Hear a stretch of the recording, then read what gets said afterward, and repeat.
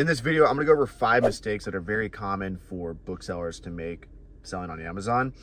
And not making these mistakes has allowed me to make a lot more money selling books on Amazon, and hopefully it'll allow you to do the same.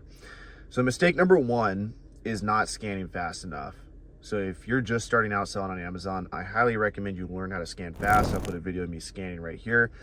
You want to be scanning about 500 books an hour. So whether you're at a used bookstore, library, thrift store, a library sale that you found on BOOKSELLERS, you want to be scanning these books fast. I would aim for 500 to even 1,000 per hour.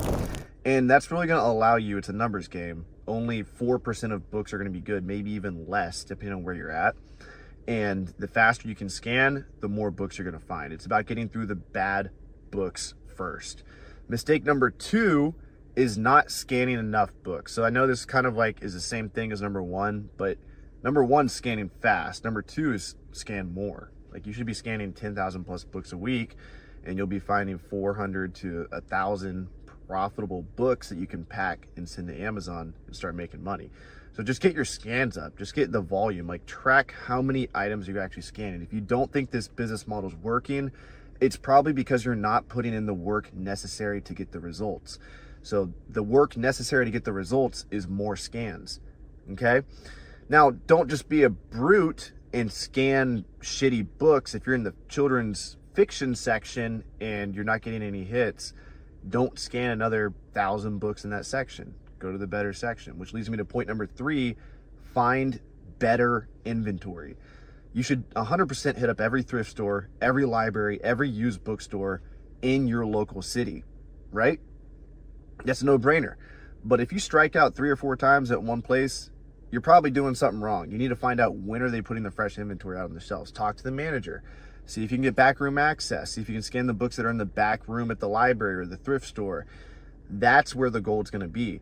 So you need to find better inventory. And a good way to think about this is go upstream. My mentor, Caleb Roth, who taught me how to sell books years ago, taught me, Avery, if you want to find good books, go upstream. He said, my favorite library sale is not the library sales advertised on BookSellFinder.com. BookSellFinder.com is a great place to find library sales, but he said, my favorite type of library sale is the library sale where I'm at it all by myself, where I have the whole library sale to myself. And you can get a library sale to yourself if you call libraries, you ask when their next sale is, and you offer to help them set up the library sale before everyone else gets there. So volunteer, put the work in, help them put the boxes out, tell them you're an Amazon seller, that you're gonna likely want to buy the books, tell them the truth, they'll let you do it, and you'll have the library sale to yourself. So that's just one example, but the further you can go upstream away from the shelves of the thrift store, the more money to be had. And, you know, private collections could be $10,000 profit, a school closing down.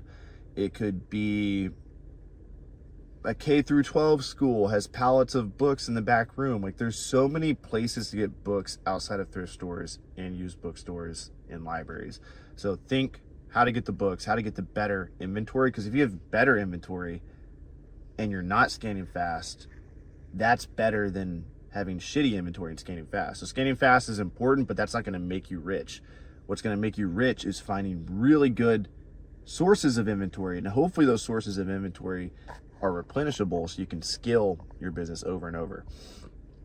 Mistake number 4 that people make is not listing their books fast enough. So they find all these profitable books, they have 500 books in the living room, but they list them so slow that their average hourly rate goes down. So let's say you found $500 and it equated to $2,500 in profit, and it took you 10 hours to find those.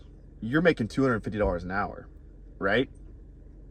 So now, if you go home and it takes you another 10 hours to list those books, you just cut your hourly wage in half. Now you're only making $125 an hour. But if you can list those 500 books in 5 hours, you're making, what would that be, $175 an hour? I'm just making numbers up now. But your average hourly rate stays higher if you have an efficient workflow to list your items fast. So I recommend batching your processes together, keep all the books in a big pile, and, you know, keep them barcode up. Batch scanning is, I like to scan 5, list 5, scan 5, list 5.